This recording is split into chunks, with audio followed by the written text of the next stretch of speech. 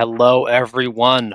Welcome to the 2025 Big Ten preview put on by Zooch and Wilde. I'm excited.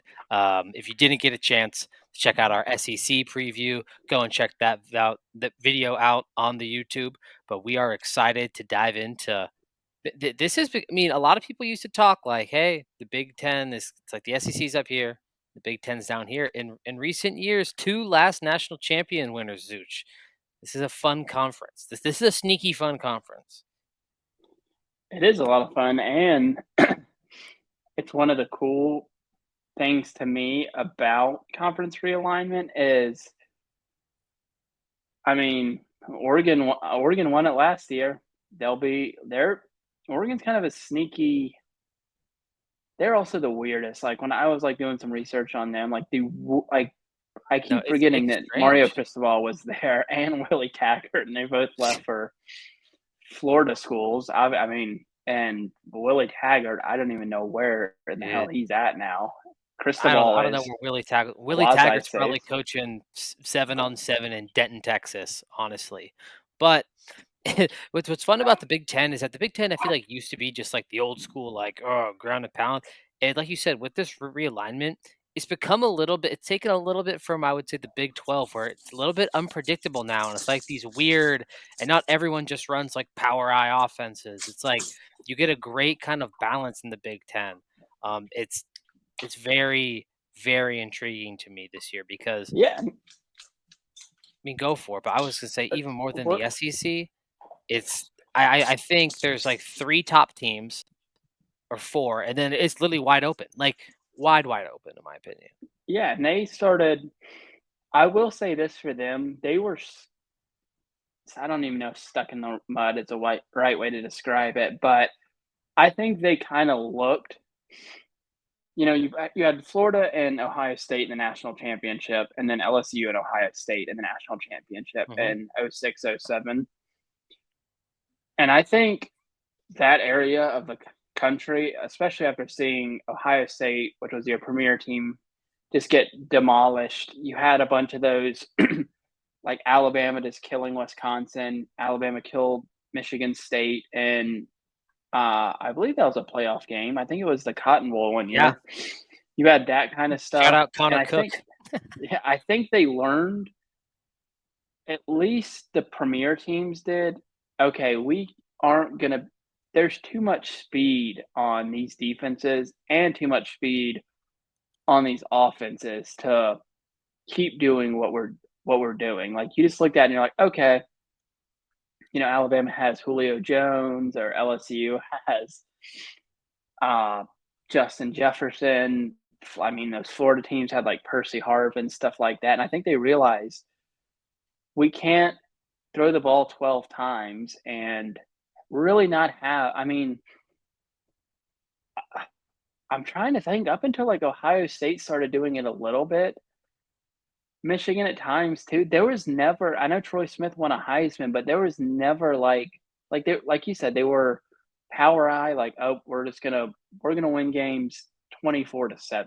And I mean, s granted, as for Alabama, that happened too. It wasn't just the Big Ten. Nick Saban changed and was like, okay, like I don't know if we can. Like the offenses are getting better and better, and especially Mhm. now with there's not really a team that's three deep anymore. So you have to have an offense who can score, I would say, over 35 points a game to win the No, it's national gonna be interesting. championship.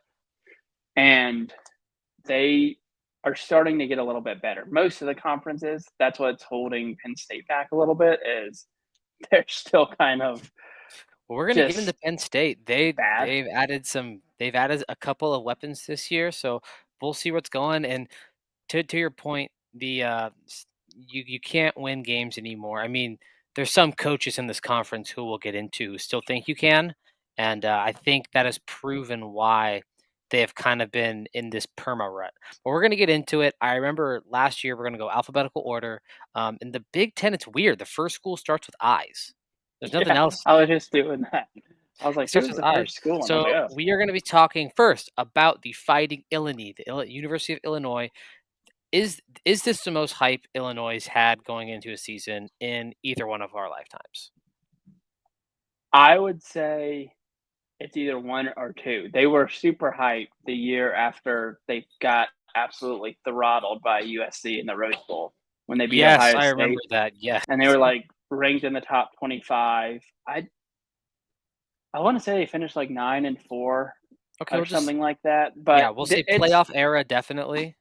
oh, 100% playoff. I mean, they had Lovie Smith for, like, the first few years of the play. They had Lovie Smith, and I wrote it down here. Where did I write it down? Maybe I just went back. Oh, well, Lovie Smith was there in 2016, so close enough to like he was just bad. Bielema has he just works there, is what I'll say about Illinois. Like He does. I have them finishing fifth in the No, league. I don't think that's fair.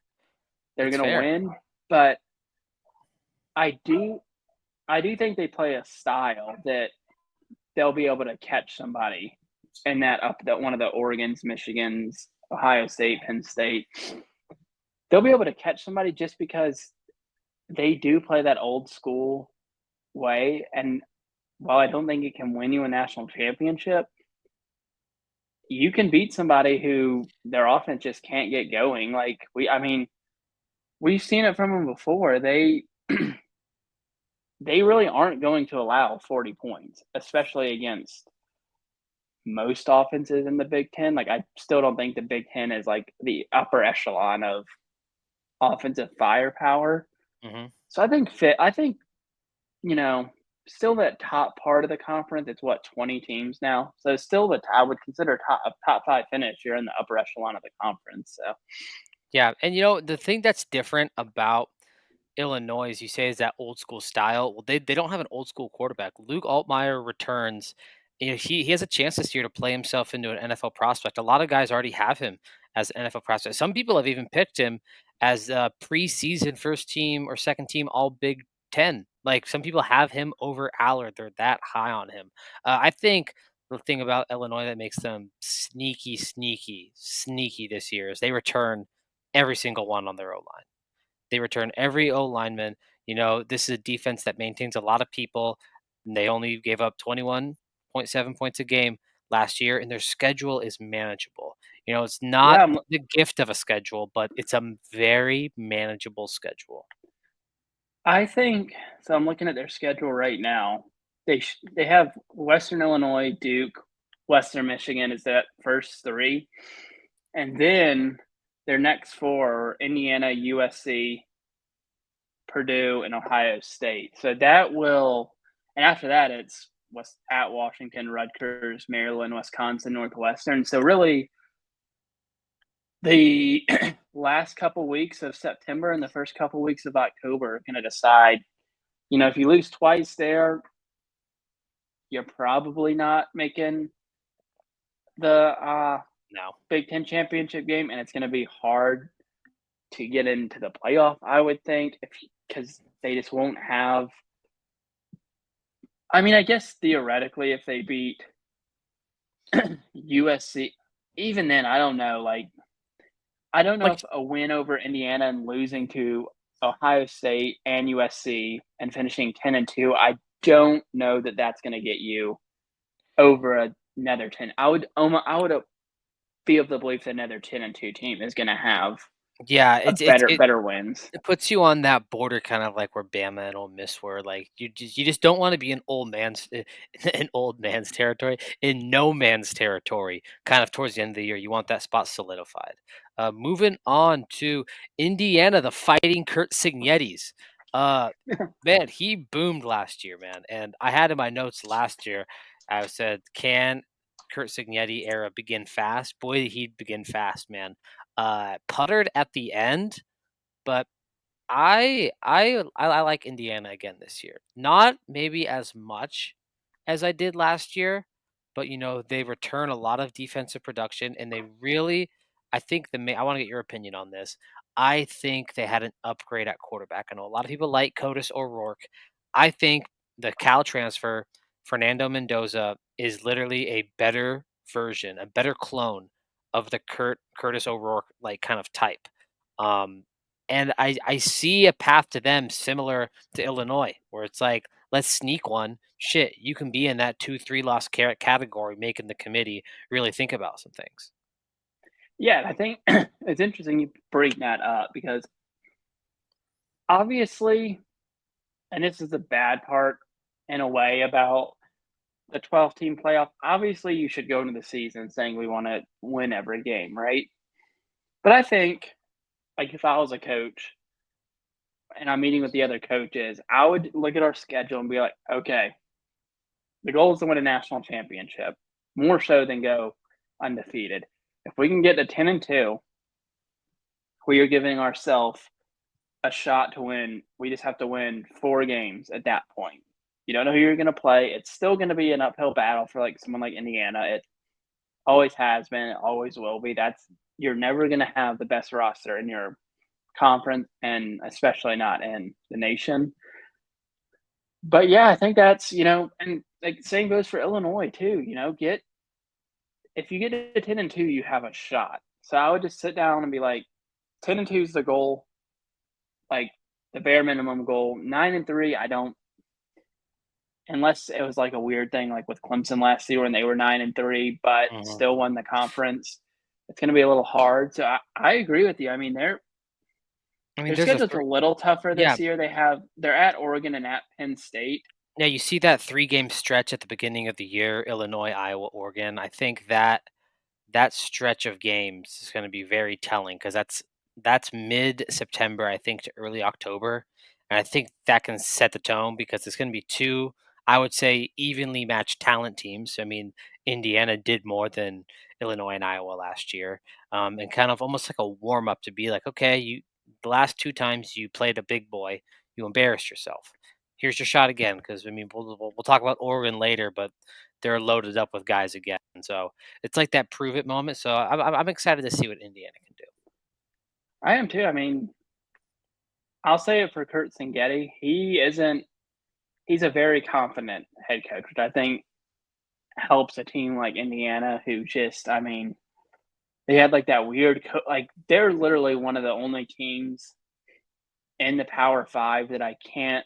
Besides that year, I like legitimately can't remember them having one good season. Like even the other bottom dwellers, like Tech, like and Texas Tech's always been kind of mediocre. I shouldn't say bottom dweller, but like Baylor for a while, Mississippi State, uh, even Boston College in my lifetime have all had like 1 or 2 seasons that you're like, all right, they're like a top 10 team and like trying to like play for an. I mean, Baylor was super close a couple times. So, and they've been a lot better since. I can't think of. I'm getting off topic. I can't think of that coach's name that was there with RG3 and stuff. Art So yeah, we'll Briles. see.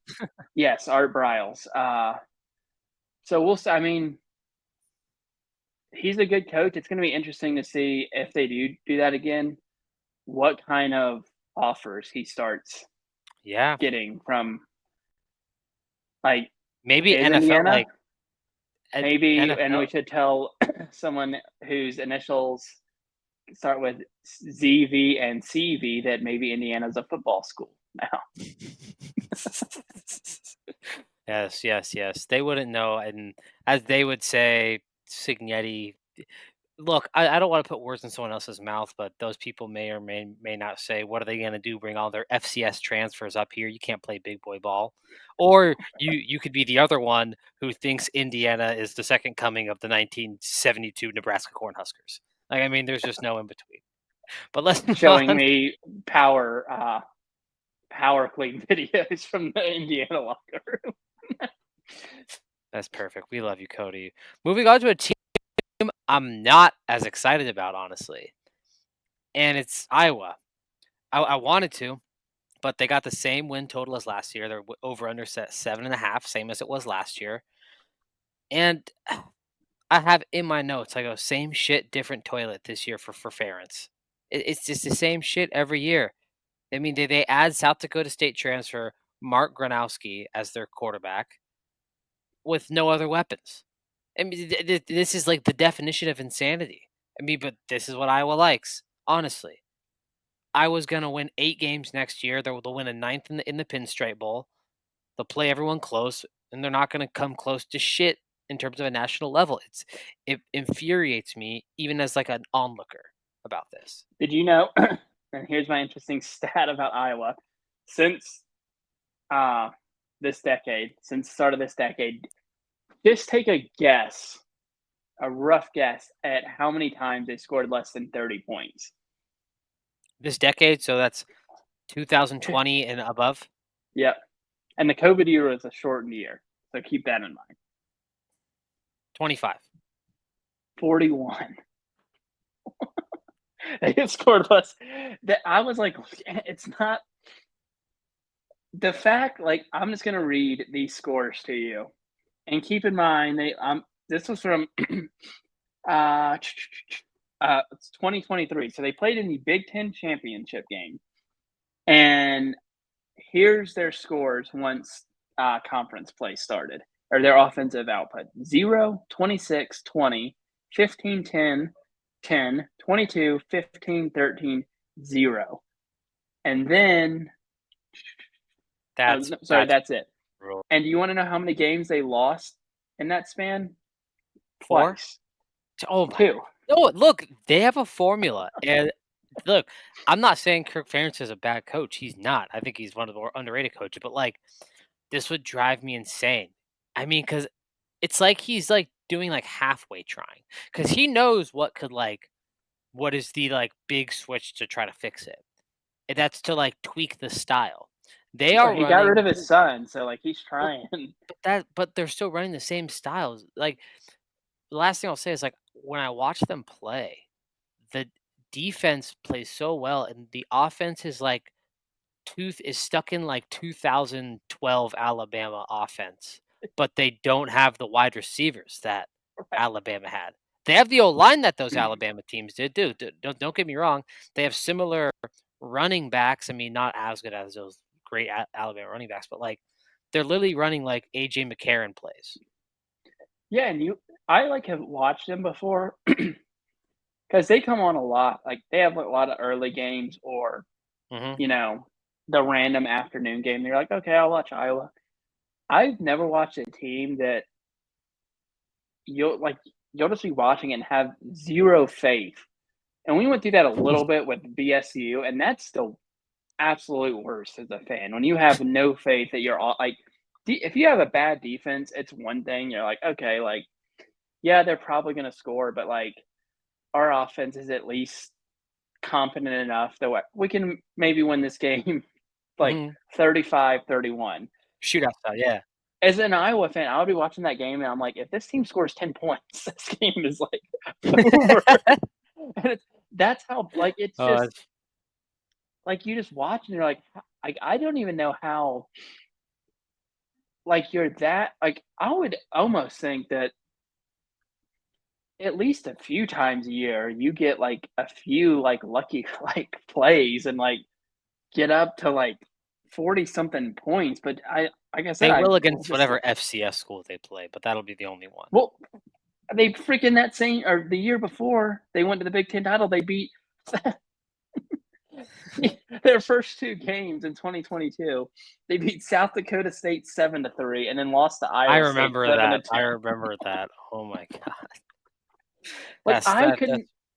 I that would make me so mad. I would be like, we are 1-1 and have allowed one freaking touchdown the whole year long.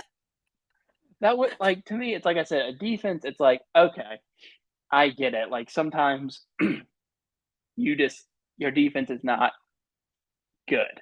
But there is no reason that an offense should be that bad. But and like you said, I don't know. I mean, they should score 40 points against Albany, but you look at it and you're like, well, they have Penn State. You know, if Penn State, this is how I think about Iowa. Okay, Indiana, Wisconsin, Penn State, Oregon, USC, Nebraska. I would even put on there, and maybe Michigan State. If those teams score 25 points, the game is probably over. That's, like, how bad I think Time they're. time is a flat circle with Iowa. It honestly is, but maybe the South And they've Dakota won guy. 89 games over the last 10 years. Yeah. They're not like, Like, they're a good program. no, that and that's why their win total 7.5. They're gonna get probably 8 wins, and we're all gonna look like suckers. All right, let's move on to Maryland. Okay, can I say something?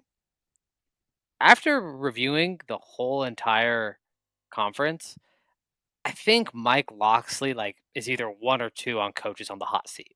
Like, his seat is hotter than shit right now. Well, and I they're in a weird spot overall, I would say, as an athletic department because they had all that trouble this past year with not really wanting to invest in like, Maryland's always been an oddity, like. Yeah, no, I have it. It's like they're kind of in the trend of the schools where in this new era of you're able to pump so much money in, you're really being able to like divvy out the schools who really want to put money into their sports programs and schools that are like either don't want to or physically can't. So the gap just gets wider, and I think Maryland's one of those teams on the bottom end of that gap right now, football wise. Yeah, I just don't know. They don't do anything. Like, we just made fun of Iowa for 5 minutes for being bad at offense, but it's like, oh, at least their defense is like really good, so that's probably going to get you like 7 wins. Maryland is just. No, they're brutal. I got some stats too, man. So they're having to replace their top 3 receiving options from last year, and their defense only returns 1 starter. Now the defense was bad, so maybe it's a blessing in disguise, but this is just I don't know. If you're Mike Locksley, honestly, I'd say your strategy was try to play a lot of young guys. You know, the quarterback could either be a freshman or a transfer. I'd just say fuck it and play that freshman and just like not punt on this year, but it's like guys, let's get the bowl eligible. Like the obviously you don't tell the players this, but in your head it's just like, man, let's just win 6, 7 games. Let's upset a team and let's build for 2026. That's what I would say. Yeah, and hope you can. But I just don't understand because I honestly think they have the money at that school to invest more. Like I said, Maryland is honest to God. Like, if like I got like, have you seen like the new trend going around where people like name as many athletes as they can, Yeah. like on a flight or something? If I got on a flight and I've done it before and like started trying to name like every FBS school, I always forget about Maryland. Like, every time I'm doing it, I'm Scott like, Van who am Pelt I would forgetting? Scott Van Pelt would be very disappointed. Yeah, they're just I mean, they had a little bit of hype going into last year too. Like, they had won 8 games in a row. They had won eight Mhm. games twice in a row, and then they just fell flat on their. I mean, No, they they did they beat they fell flat. USC. But I mean, that was the Miller Moss's last game. Boy, was never have I ever been so right and so wrong on a take at the same time. My Miller Moss, but we'll get into that later. But Maryland, we'll see. Now, speaking of hype, finally gonna get to the Michigan Wolverines. This team probably finished besides any of the playoff teams. This was the Michigan probably finished the year the best out of everyone. Oh, I I mean, mean, you w- you w- and you if you you, beat Ohio State and you beat Alabama. I mean, that has you feeling pretty good going to the next year. well, yeah, and then too. Let me go back to where I was. If you look at their schedule last year, so they lost to Texas by 3 scores. Okay, like, that's a fair outcome considering what all Yeah, you lost. Washington by 10, Illinois by 14, Oregon by 21, Indiana by 5. So they finished what, 8-5 last year. They really weren't that far away from 9 wins. I think you could argue. They were in that and Indiana game, and and that puts like and they lost they so literally had much. guys that couldn't throw the football, and Yeah, they had guys that couldn't throw the football. Alex Orgy. So there, I mean, I, I don't have them in my conference championship game, but I do have them finishing 8-1 in the league. I think Michigan's going to be. No, I think I Michigan is going to be a Oklahoma's going to be a contender. good test for them off the bat. I think going to Oklahoma, Gaylord Memorial is going to be a great test for them. And I looked at their schedule. The goal should be. I mean, breaking this down, if they have 2 losses going into Ohio State, they are right where they want to be. They Yeah, are right where they want to be. 2 losses going to Ohio State. And can I just say one thing about Michigan? I want to talk a little bit about Bryce Underwood because we'll see how good he is. But they were just so bad at quarterback last year that anyone would be better. But is Alex Orgy just like where will he in like 4 years rank in terms of like all time like funny college football players? Because his name is funny and well, he was so bad. He was so there bad that a walk on who used to have cancer was playing above him at the end of the year. and Michigan for a while, like after Chad Henne left Michigan, they up until McCarthy, literally like up until yeah, McCarthy, probably. like they had friggin' Shea Patterson was there for a while. Wilton There was an Spate. era of yeah, Wilton that Spate was era the guy was I always laughed at. I mean, they had Devin Gardner for a year.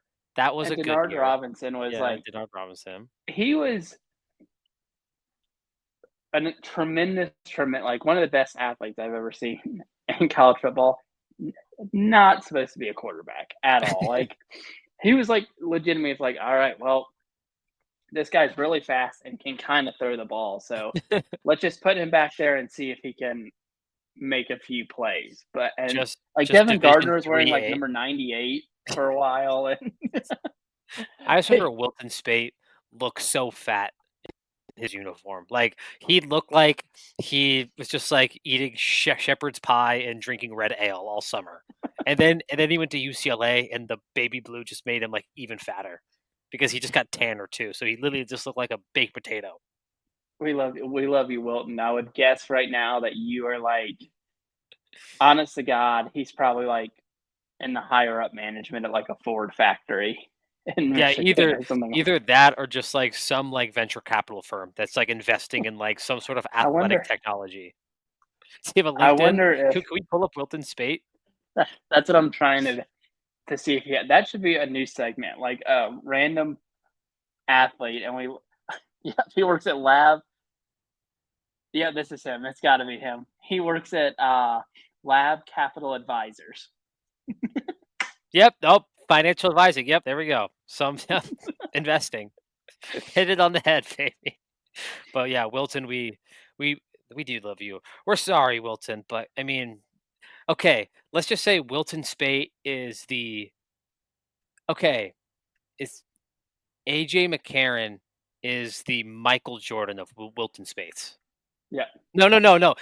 Greg McElroy is the Michael Jordan of Wilton Spates. and that. But what's funny about like if I think about Greg McElroy, he was never.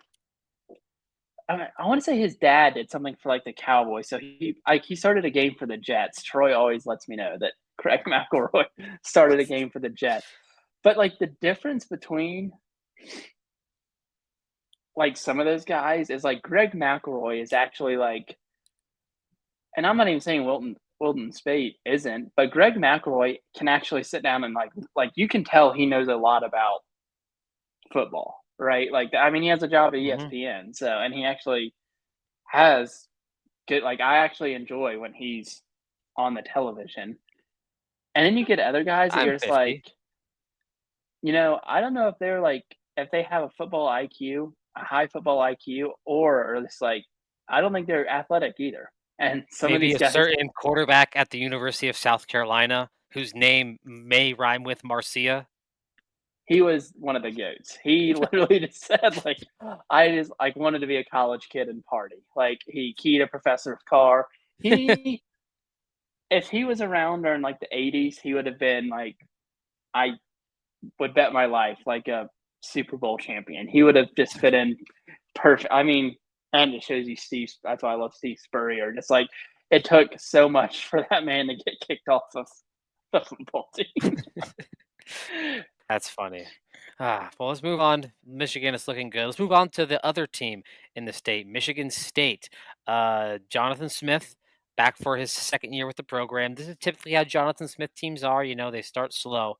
I think a lot has to ride on Aiden Childs because this conference is looking too deep for you not to have good QB play this year, man. The win over under set at 5.5.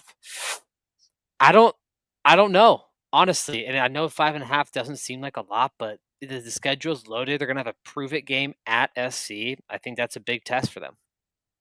Yeah, I mean, they're and I don't even wanna say it's like this in every conference, but they're similar to Maryland and the fact that it is so like, they have had good like, Michigan State in our lifetime has had really good football teams, especially under Mark D'Antonio.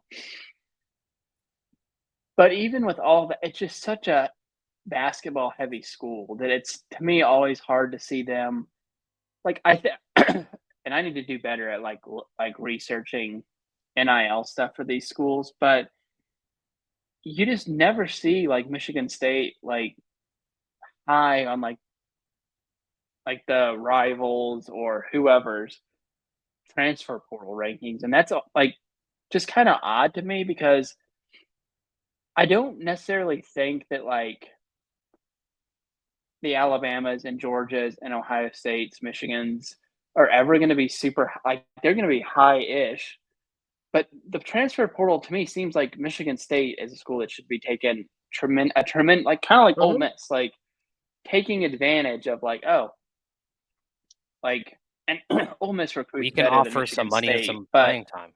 yeah, like, you would think they would get some of these guys that are leaving, like Ohio State or Penn State or whoever, and like, "Hey, come play for us. We can get you more playing time. We can get you a decent amount of money.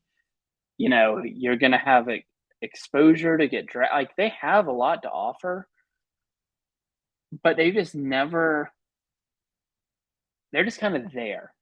I would say Yeah. not like I never like they've never been like 1-11 or anything like that, but they're not also just not. I don't even know the word to describe it, but they're just not. No, they've kind of been It's like they're not even lackadaisical. trying to like I mean, move that's what I mean themselves with up in that upper with the echelon. with the Jonathan Smith transfer, with Jonathan Smith, they're trying to work towards that, but I mean, only time will tell. Last thing I'm gonna say for all you sickos out there, they have a former Sac State running back, Elijah Toe Tolliver. So anyone who likes former Sac State running backs, FCS ball, I like a little FCS ball. That's someone to look out for this year, playing for Michigan State now. So look out for it. And the time has come, Zooch. Moving on to your favorite Oh coach god. in the world, the He just Minnesota got an Fighting PJ extension. Flex. He did just get an extension. Um, you know, I think PJ Flex become a little stale, but then I did some research. They've had 8 wins in 3 of the last 4 years. That's pretty solid. They usually played the big teams kind of close, but it's just like, what do you want to be if you're Michigan? Are you okay with being the 8 win team? Are you okay with being essentially? I mean, even I was gonna say Iowa, but even less than Iowa. Because Iowa has a history of playing in big bowl games at least. So it's kind of like I don't know. Depending on what lens you look at it, PJ Fleck can either be viewed as the greatest failure in the world or doing the most with less than anyone in the world. Yeah, it's so I'm not even kidding, and I know there's more. The only person I can even think of, and I can think of a couple NFL guys for most Power 5 schools at least. The only NFL guy I can think of from Minnesota is Lawrence Maroney. Antoine Winfield Jr. There we go. We got 2. No, they're so I mean, they do come to Cal this year. Maybe you should head up for Dude, a don't tempt game me. and see. Don't tempt me. Don't tempt me. I mean, they have like, if you look at their schedule, they have Buffalo, Northwestern State at Cal, Rutgers, at Ohio State, Purdue, Nebraska, at Iowa, Michigan State, at Oregon, at Northwestern, Wisconsin. Like They they played. They had, oh no, are you gonna convince me to be Minnesota fan this year? no, I don't. I mean, they just. I can't believe he's been there 9 years.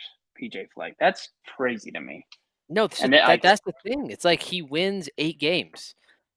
He's kind of like a poor man's a rich man's Justin Wilcox, where it's like these schools. It's like, are you okay with being okay?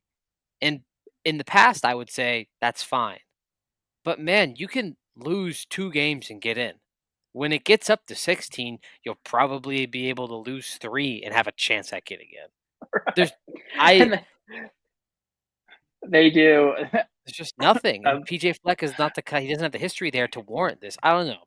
And any Golden Gophers fans, please let me know about, like, what you guys like about PJ Fleck, because I don't know. yeah, I mean, Minnesota is one of those schools that like you'll sometimes think about, and I'm like, I don't know. I mean, obviously they have. I can't think of another like I know there's probably like a Minnesota State, but they're the only D1 school in that. Yeah, And for or football.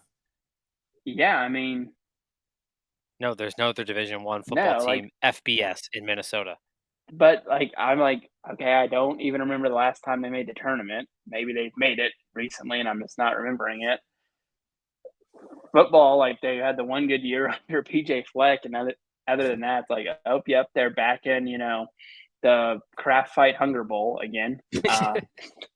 So I'll say about Minnesota, probably 9-4 to 7-6, or 7-6 to 9-4 is how I should phrase that. But That's a that's a good way to put it. I think I agree there. Also, could have the best safety in the conference, not named Caleb Downs, Coy Peerich, top defensive freshman in the conference last year. Real exciting player. Make sure you check him out this year. Let's move on to one of the biggest memes that used to keep on giving, but I have it in my notes. Let's hang the banners because Nebraska actually has preseason expectations now. This is when has there been preseason expectations? Probably going back to the Pelini years, yeah? I mean, I think in their minds they always had preseason expectations, and then they would lose in Ireland to freaking Northwestern. But when was the last? Okay, yeah, I mean, last year was the first year since at least 2020 that they won their opener, which is God. That's got to be like. I mean, and we know it as BSU fans. There's like a little span where when you lose your opener, like Oh, even it if ruins the you're year. yeah, a major like we were against Washington a couple years ago, it just puts such a bad taste. And then to make matters worse, which I know Nebraska's had happen to them too, when you lose the second game, you're just like done. You're like, I'm out on. I'll still show up at these games, but it'll just be my body is here, my mind is somewhere Yes. else.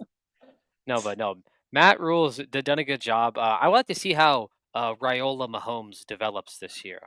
Well, they Um, start with Cincinnati, no, so that's gonna be interesting, and that's gonna be played. Okay. Also, they are becoming dangerous. I mean, we know Raiola's obsession with Mahomes. Guess where the first game is when they play Cincinnati?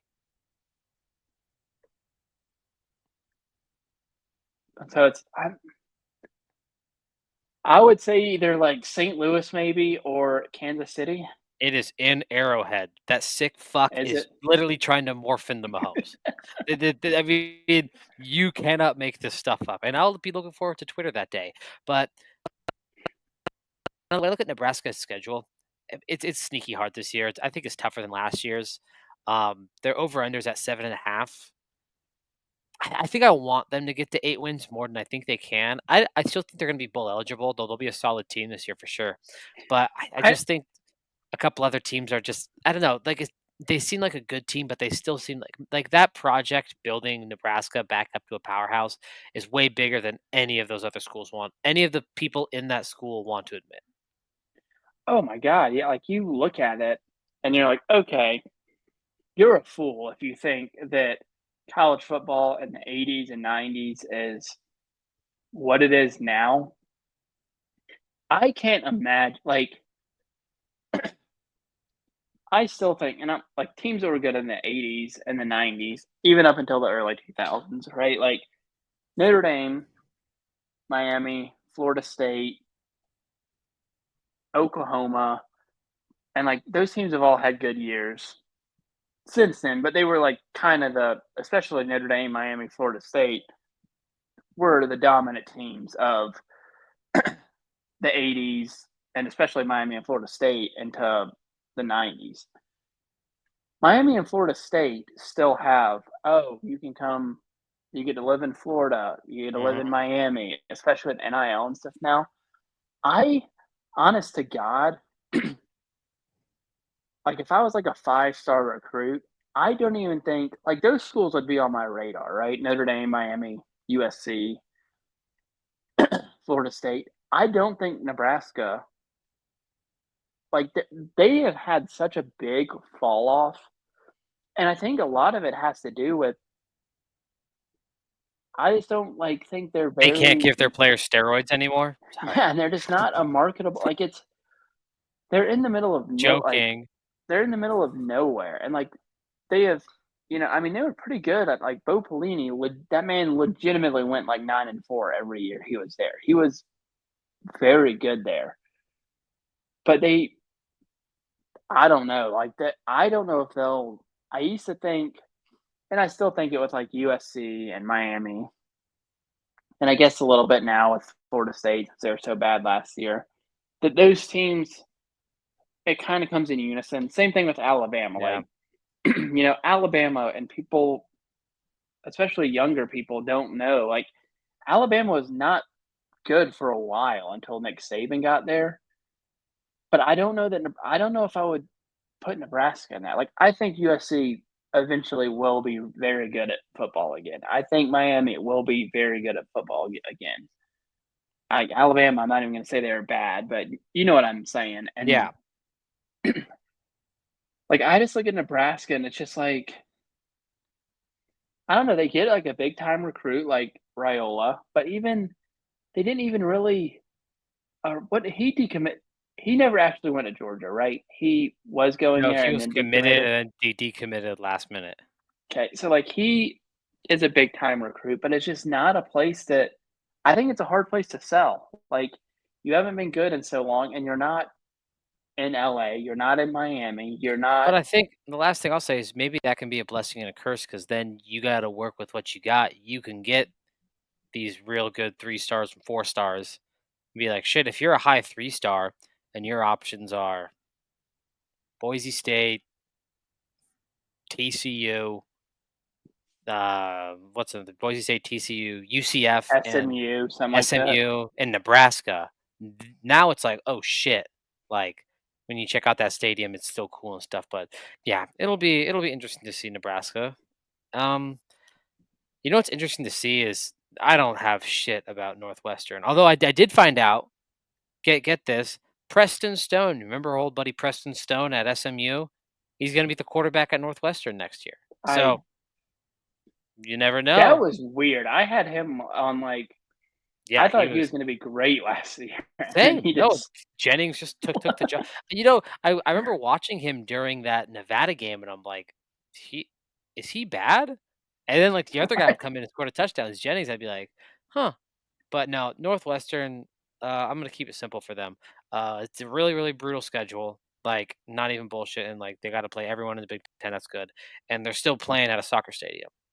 They they're gonna be Northwestern bad. just needs to. Every Northwestern fan just needs to go into a cocoon until that new stadium's built. Just And hibernate stop crying every time your team loses at that one little kid in the tournament a couple years ago. at Darren Ravel. And no, Actually, just because Darren Ravel is a Northwestern alum, and Zooch, or should we just move on, or do you have one more thing to say about I was Northwestern? gonna say, and no, I'm not salty that they beat Boise State in the Oh, NCAA yeah, tournament. they It's like did. the I most remember watching embarrassing. Oh, yeah, I remember watching that game at the Oakland airport on my way to San Diego to visit some buddies, and I got there, and it was just like, you would have thought someone pissed in my Wheaties, man. And they was like, "Why are you so fucking upset?" I'm like, "Cause I just lost to a Because team." Boo Booey just had Yeah, 25 Boo points against Booey playing at the damn Sacramento Golden One Center. That's supposed to be a home game for us, man. Shit. But let's move on to Ohio State, the national champions of last year, looking to repeat. Ryan Day, it's like he's gotten 75% of the monkey off his back, I think, because they have got to be. I mean, they got to beat Michigan. If you're he's Ohio not going to State, get would you fired, but would you s- you have got would to you beat take Michigan. would you take Ohio State guaranteed playing in the national championship game? Winning or not's not guaranteed, but guaranteed you being there, but you've lost 2 games, including a blowout to Michigan, and you lose to Penn State for the first time in God knows how long. Or would you take undefeated and then, like, heartbreaking loss in, like, the semifinals where, like, you played good, but it's like shit, and you I beat would take Michigan? the latter. 100. I don't care what their fans say, how animated they are about winning the national title. You can say what you want to about a game like that. It eats at you that you didn't beat Michigan. I don't care Or what any of them say. Like that is, and the fact that, you know, I think it eats at you a little bit less, like when Michigan was making the playoffs. But like as you said earlier, when Michigan like couldn't complete a pass and they still beat you, and I mean, Ryan Day's a good coach. He's also a meme. I like still will just laugh at him just saying what happened yeah, when there's that like fight and people were getting pepper yeah. spray and all kinds of stuff. No, I could like that just like that. It has to eat at you. Like that is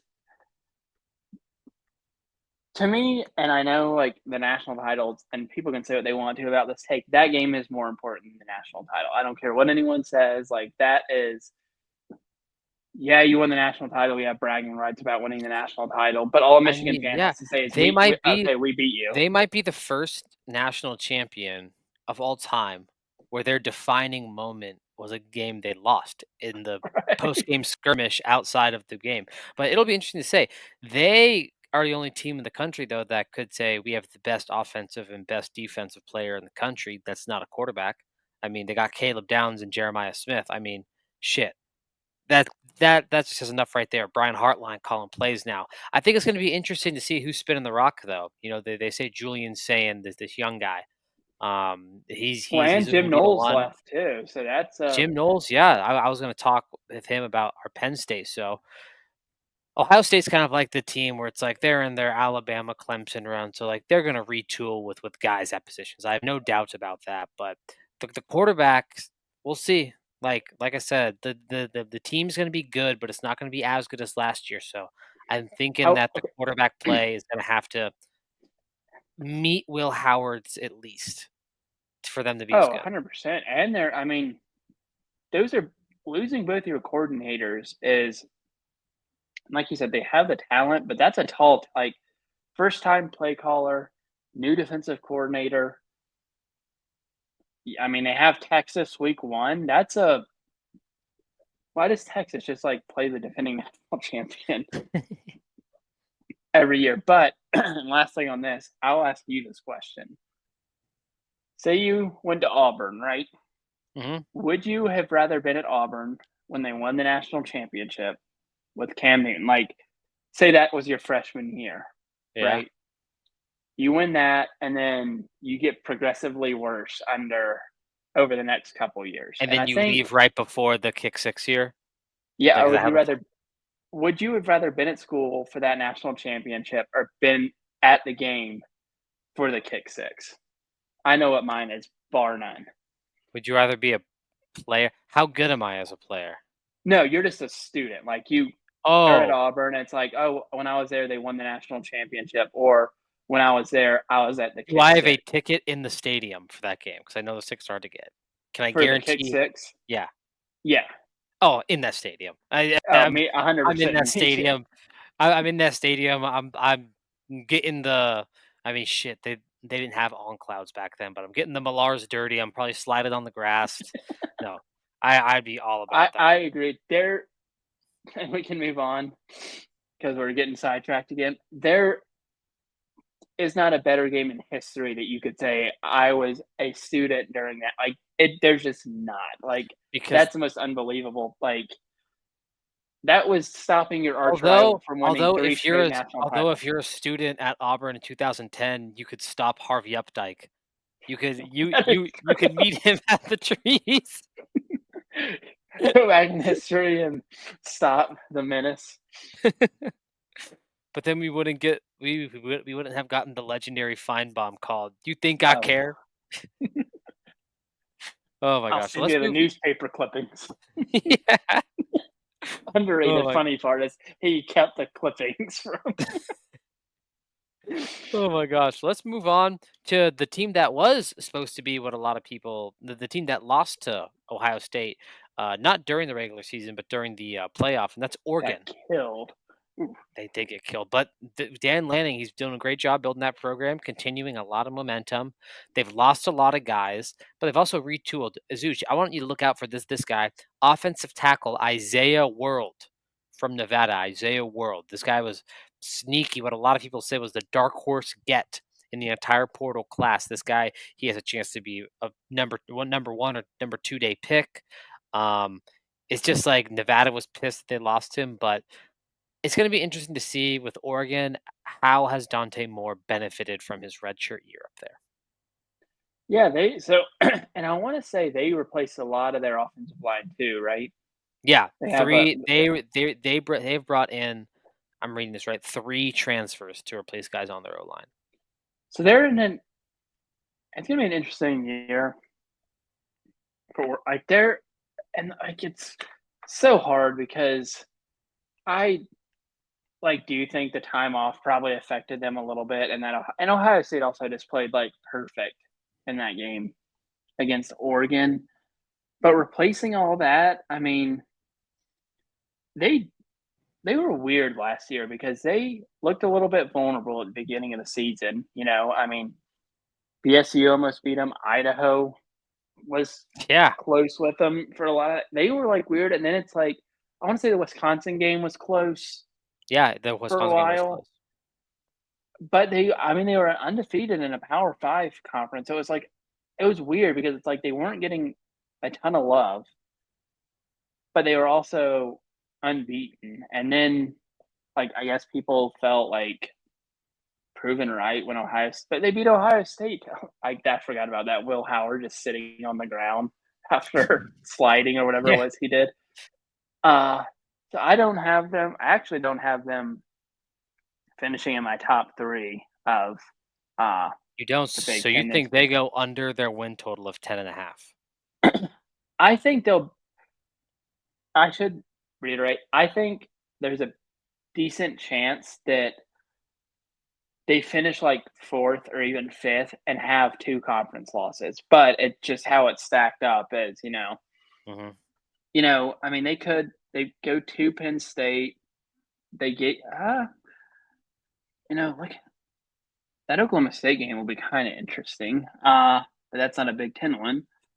They really, I mean, they have USC at home. They go to Penn State, but then they get Indiana at Rutgers, Wisconsin. They have an easy schedule, so maybe I need to reevaluate That's what I'm saying, like on Oregon. I shouldn't say but easy schedule, but it easier. could be No, a lot harder. think it could. And one last thing I want to say about Oregon is that they got DJU's brother, Mateo Ugalele, that I'm going to talk about later. I think he could be the defensive player in the conference. He's that good. Had that many tackle for losses last year, impact player off the edge. But let's move on to the team that all the experts are picking this year to win the Big Ten. It is put up or shut up time for Penn State. And uh, I bring it down to three things. One, Aller has to make a similar sized jump.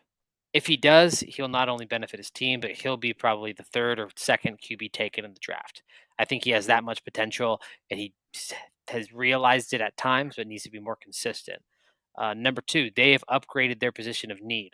wide receiver. They got Pena from Syracuse and Kyron Hudson from USC. Love their running game. I put I will put the blame all on James Franklin if they don't get to where at least they got last year. They are too good Oh this yeah, year. It's this is the most wide open it's been in James Franklin's tenure as coach for Penn State in the Big Ten.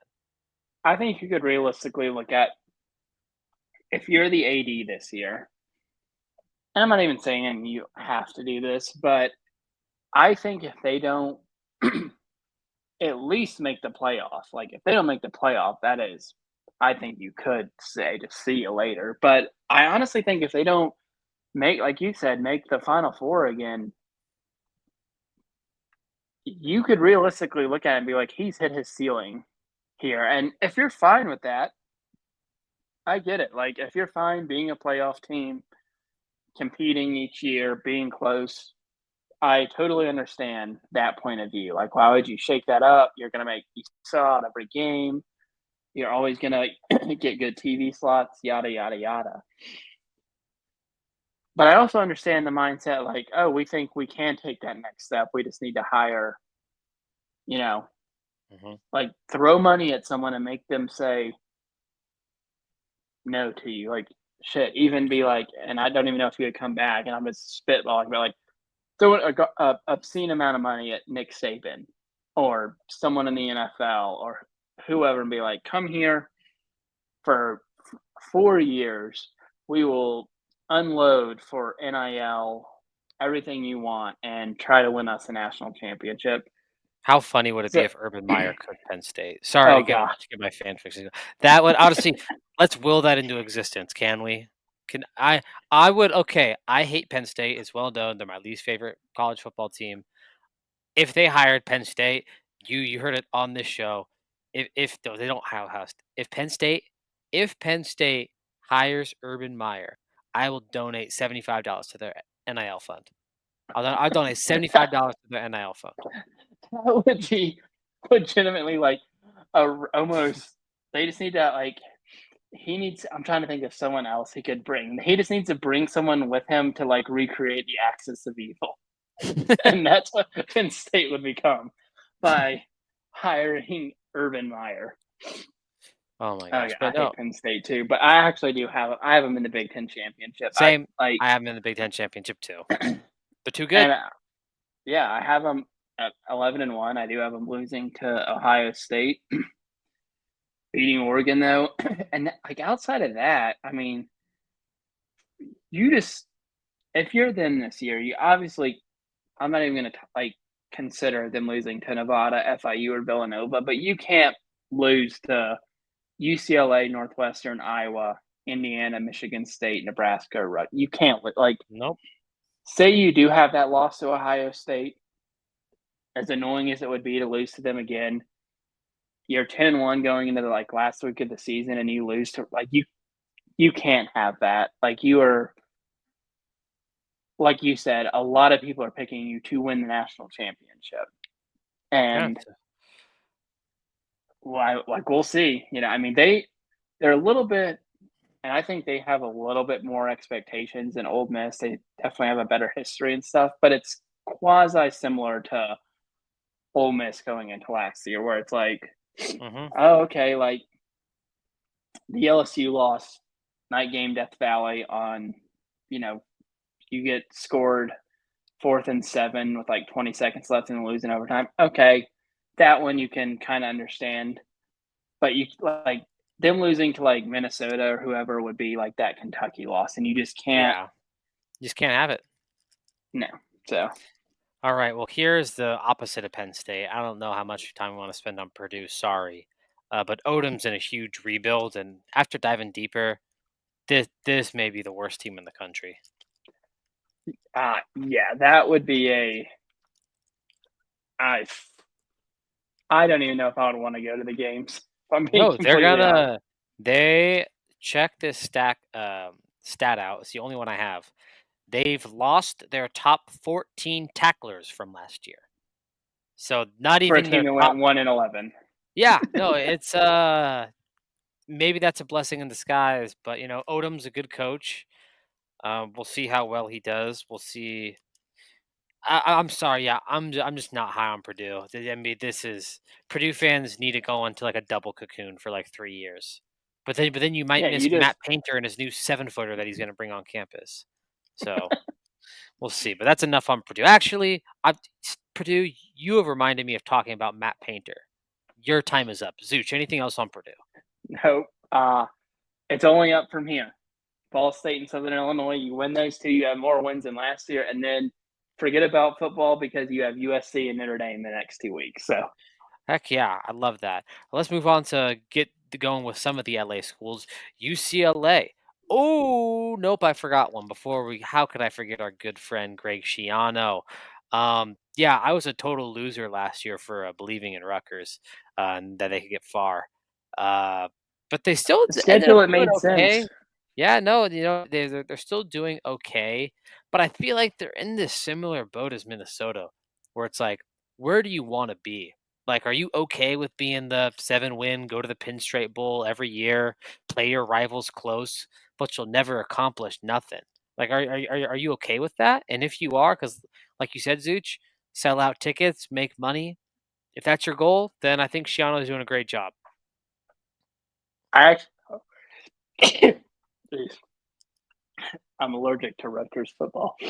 Uh, I actually think Rutgers is okay with what Greg Schiano does there. Like, that's a school to me that you're really, and I guess a little bit with Maryland too, but you're really stuck in a place that, You're by New I York, mean, though. Like, yeah, you I think just it's don't think worse? it's a It big, could be worse. like, I know quite a few people from New York, and they like Rutgers isn't even in the top 10, I would say, of like who do you like. It's so, to me, it's just so hard because like football season starts and you're in the final months of baseball. So you have the Yankees and the Mets there. And then the NFL starts and you have the Jets and the Giants. So it's just like, I think if they were good, people would care, but I don't like, I think they're completely fine being like competitive, you know, maybe stealing a win here and there. Every once in a while you appear in the top 25. I think they kind of probably missed the days of like being in the Big East. Like I think the Big Yeah. Tens was cool in theory, and then you get there and you're like, yeah, the money and stuff is nice, but I mean, what They're the was it? whipping boy. They're literally a scheduled whipping There boy. was, and oh god, I hope it's still on here. There was a no, damn, it was when I just gotta pull it up because I look at it every once in a while and I like laugh at like I just want to know what your reaction would be if you were like we are now, huge college football fan. And you got asked for this. I shouldn't laugh. That's mean. You have got to look at Chris Ash's picture on Twitter or on Wikipedia. What is it? It's just you just gotta look it up. The one they chose. Chris It's like, Ash. yeah. When was it? 20. Holy shit. I Oh feel like my god. Why does he look so he looks like a like a Serbian boxing coach that know those like you must use the ice pick strategy. this is what I was looking for. If you were a freshman this year and you're like, oh, I'm not like, I know it's Rutgers and we're not very good usually, but I'm excited. And this is what you had to deal with. I I'd need be to know fired your up, dude. thoughts. I'd be Okay, I'd be so fired up. you start 2-1. You beat Howard and New Mexico, and you lost to Washington. But then you lose to Iowa 7-14. Freaking Iowa, I swear to God. But then back-to-back weeks, you lose to Ohio State 0-58, Michigan 0-78. Oh my god. You lose to Illinois 7-24, Minnesota by 2, Indiana by 6, Michigan State by 49, and Penn State by 39. Oh my god. That's when Rutgers was like the meme. That was like the OG of like the meme like Rutgers like stinks. I would if I went to a school and we lost back-to-back weeks, 0 to 58 and 0 to 78. I would do something to get kicked out. I'd be like, "Yeah, I gotta go." So, like, they kicked me out, like, the dean of students said, "No more. You can't be here." Oh my gosh, that's Oh, funny. Chris Ash, I forgot about that guy. That's funny. We're gonna move on to the LA schools now. UCLA. They got Nico Yamaleva now, which that's a plus. And they started out the year so bad last year, and they actually finished okay. I think like what's the word? Like Nebraska, I think UCLA is in a similarly sized rebuild where you're not only having to you're having to tear down the entirety of the structure of that sports organization down to fan expectations. I mean, shit, even UCLA's got to deal with where they play that Nebraska doesn't have. So UCLA is another long project that I think. I mean, what they won 5 games last year. I think if they get to bowl eligibility, that's a win. That's a 10 out of 10 season this coming year for UCLA. Yeah, I mean, you need to have, like, little milestones you hit at UCLA. Like, you knew coming into this, you were gonna be overmatched a lot of the time. You know you're a basketball school no matter what happens with football.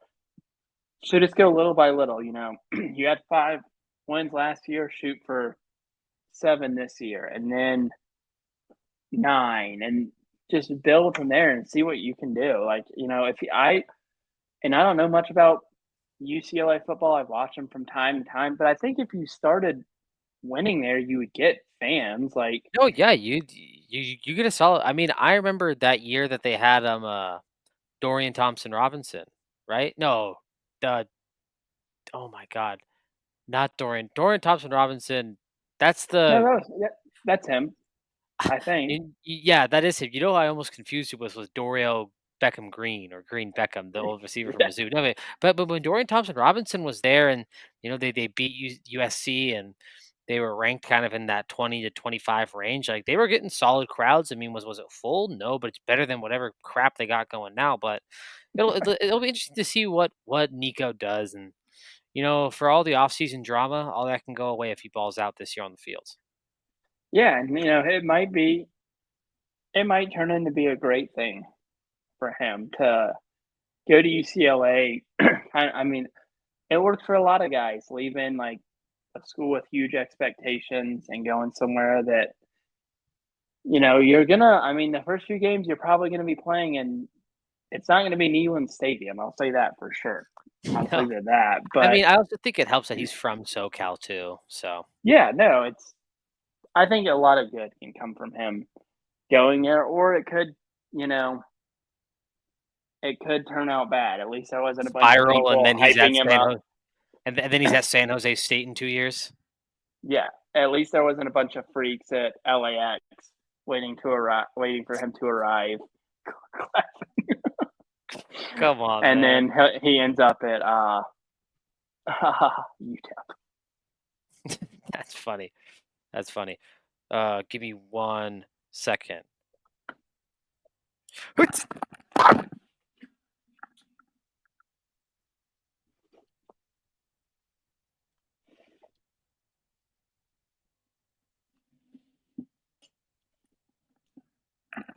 You see that? You like that grand re-entrance, huh, Zooch? I did. Well, guess why I did that? 1, Why to is charge that? my phone, but 2, USC is reestablishing itself this year. They are entering into the public atmosphere this year, man. And I'm not going to say they're a playoff team, but man, they got the top recruiting class in the country. I'm high on USC. I don't know about this year, but I do like where this program's going, and it pains me to say that. And I know that they're going to disappoint me. But everything on paper says that they're going to do well in the next 2 or 3 years. if you think you're going to be disappointed, I have them winning the Big Ten. Ho ho! I Boom, I boom, and boom. there's a little bit that goes. If you look at them last, and I had them last year in the Big Ten championship game. I don't remember if I had them winning or not, but they had like all 5 of their losses, or 5 of their 6 losses were by like 1 possession. They weren't, Yeah. and I know that has to be fixed. Like it's not as simple as like, oh, they lost all these games by one possession. But I think they get a lot of unnecessary. I think people kind of act like their 7-6 or whatever it was last year was just they just got trounced like 4 or 5 times, and that's not the case. They like the biggest thing, and it happened last year, is that defense was vastly, Oh, vastly they were so much improved, better. D'Anton Lynn has made a huge impact on that defense. and that if they can fix those close losses, I basically I have them 10-2 and losing to Oregon and Notre Dame. That's who I have them losing to. So I put them at 8-1 in the Big Ten. Mhm.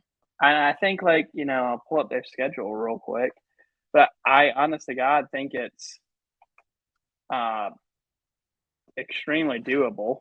So Missouri State, Georgia Southern, Purdue, Michigan State, Illinois. That Illinois game is the first one that I really think will be tough. Mhm. And it's this little stretch here. It's at Illinois bye week, Michigan at Notre Dame.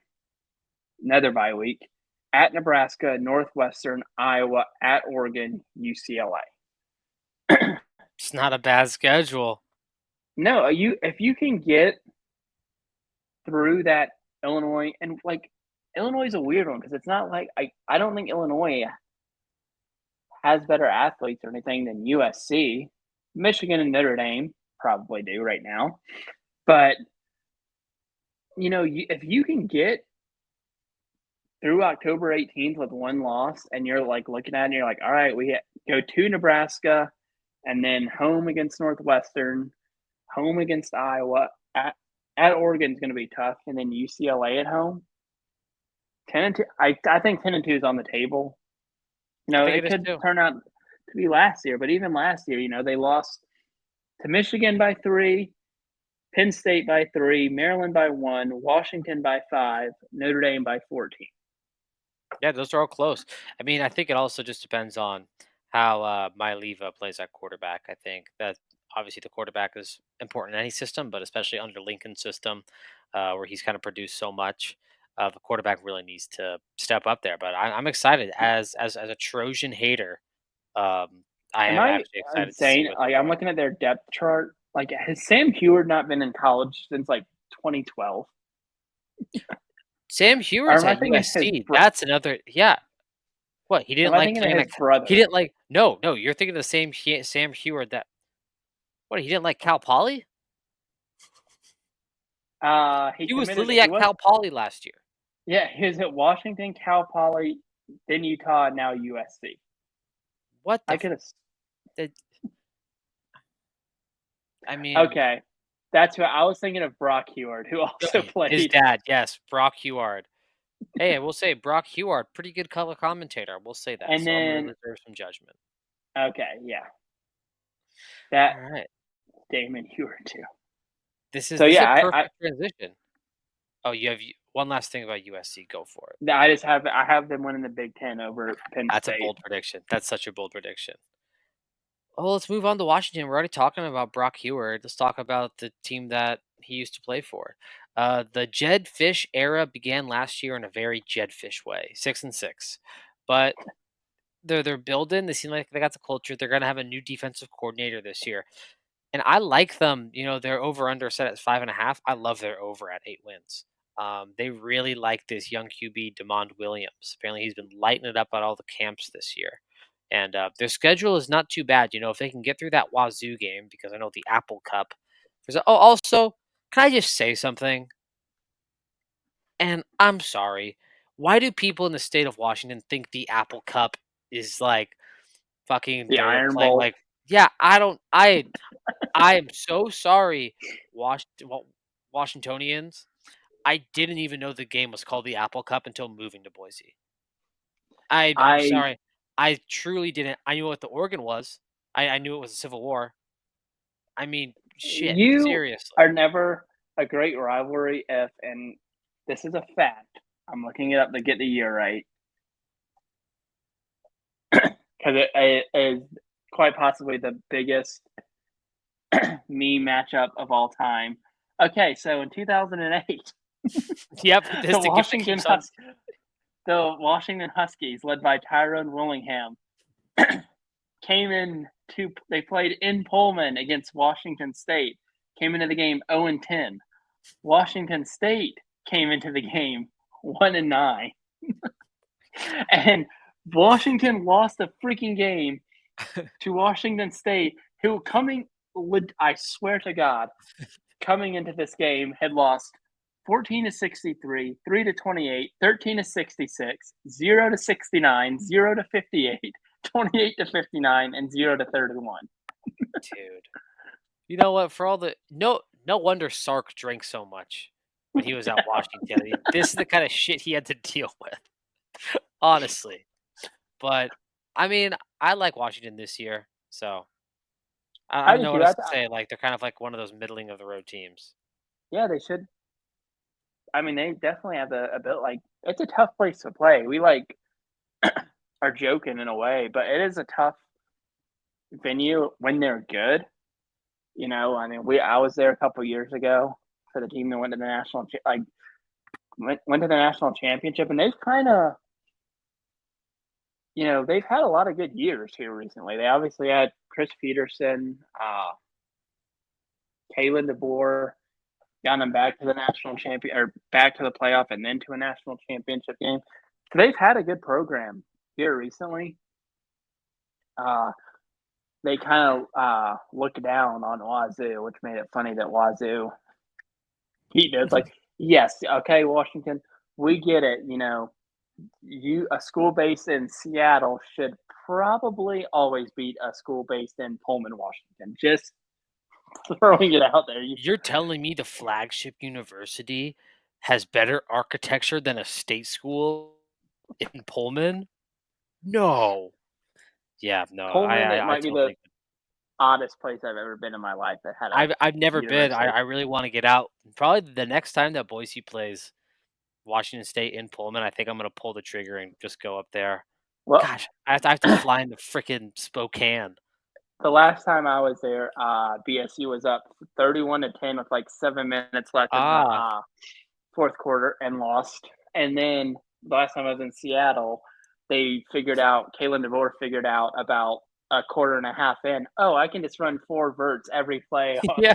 this defense right now, and we will score every single time. So, Oh, that's but funny. Washington 9-4 sounds about right for them.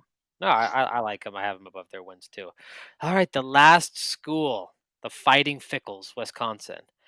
I think he's the hottest seat in the conference. I He think better. he I think Luke Fickle. It is like he needs to win 8 games, and it's gonna be tough. But 7 or 8 win, I don't know. It's Yeah, I tough mean, he's because got to Wisconsin. get it going there because this Because is year 4 or 5.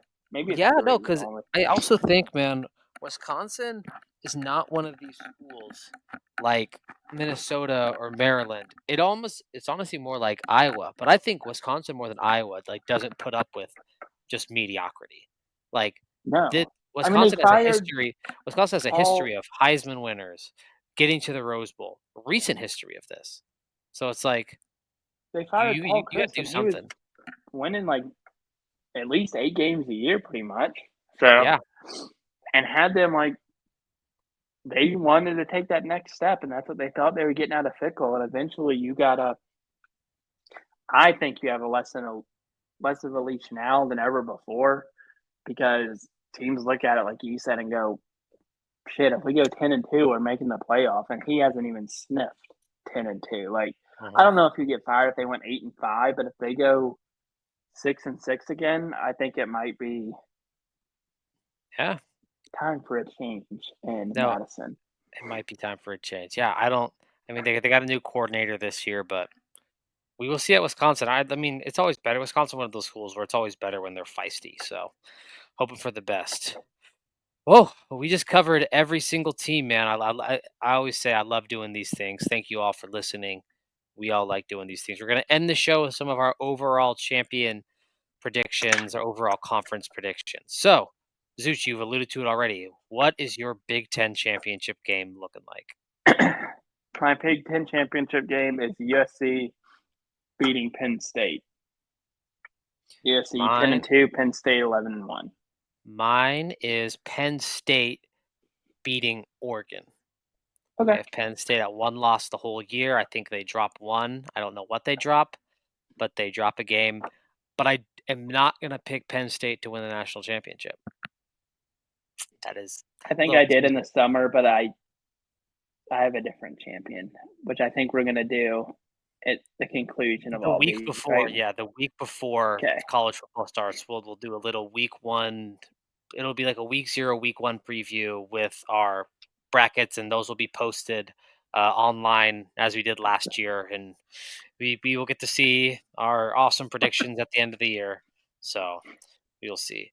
As my offensive player of the year, I know this is literally me laying up here, but I'm going to take Jeremiah Smith. I think with Brian Hartline as his OC, I think he's going to get force fed the ball, put up stupid numbers no matter who's throwing the ball at Ohio State.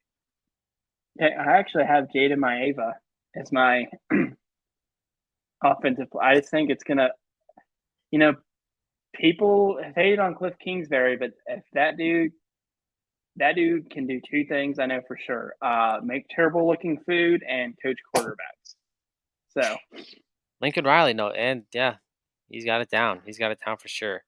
Um, my defensive player of the year, alluded to it already too.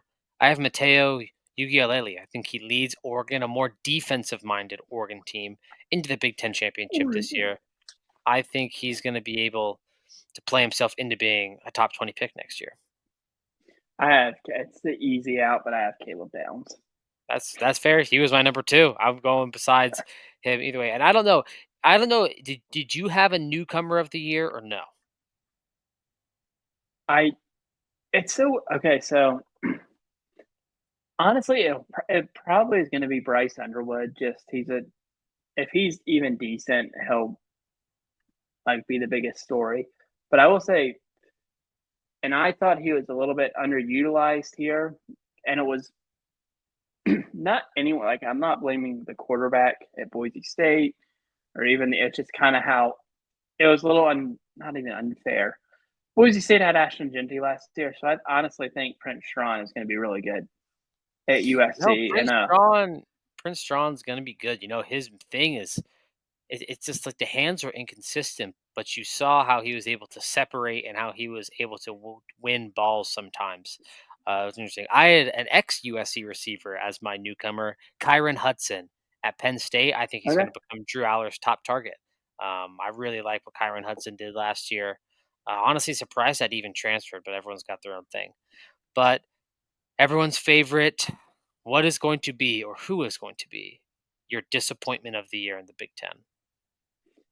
I actually have, and it's I have them at 9-3 and 7-2 in the conference. I think Ohio State's going to be the disappointment, and I don't think it. So you have them And I'm losing to not saying Michigan that as again. like You have I them have them losing losing to to Michigan. Michigan again, and it'll be kind of a point of view disappointment. Like I think they will be a playoff content. I think Texas will beat them, and I think they're going to drop another game before the Michigan game. And I think like they got to get that monkey off their back, and that is a big monkey, right? It That is a is. Donkey Kong sized monkey that they need to. It's They just Harambe. They yeah, they got a whole Harambe on their back, and that wasn't a joke because it's at an Ohio-based zoo, Cincinnati. But they got to get the Harambe off their back. so yeah, I think Ah, 9-3, and shoot, they might even like I think it's fair to say though they could be a disappointment if they don't win the Big Ten. Like that would be yeah, disappointing for Ohio yeah. State. So My disappointment. I'm going the opposite route. I think Wisconsin's going to be. I think it's going to be a tough year for the Badgers. I think they go under their win total at 5.5, and I think Fickle gets canned. That's my bold prediction. I they think hire Spencer Daniels. that would be a violently good fit for Wisconsin, but I hear Spencer Danielson I don't know. We get okay. If someone in like the Meridian area can like buy Spencer Danielson like his own church, I don't know what that would violate, so we can keep him here in the Treasure Valley, please. Please, just give him whatever he wants. Just give him. I know he was spotted at the craft beer festival or whatever, so just send him send him a couple double IPAs, and we'll call it a day. But man, the Big Ten, it's a fun conference, and I've always said thank you guys for listening. I know I can't speak for Zooch, but I know he does too. I really love doing these conference deep dives. It allows not only me to become a little bit more information based going into the year, but it's just cool to kind of like get your bearings straight, get the gears churn a little bit. Yeah, we will return in 2 weeks for our Big 12 preview. Then continuing, obviously, after that, our ACC preview. And then it'll pretty much be go time during like the year. The season will pretty much be upon us at that point. So we'll probably do our playoff predictions plus a couple of group of five teams. And then it's back to our regularly scheduled program during the season. Zooch, do you have anything else before we sign off? Nothing else. Like you said, the season's coming soon. And a little birdie told me that a live stream of Oklahoma versus Ole Miss might be in the works. Is that don't tell me that's Saturday, September 6th. No, that's when Oklahoma plays Michigan. I will be there for that. I will be there for that. I will be hanging out with resident Sooner fan Cody. But again, we appreciate you all. Make sure you give this a like and subscribe. Follow us on the Instagram at Settle Down Media. But yeah, we will see you guys in 2 weeks. Appreciate it.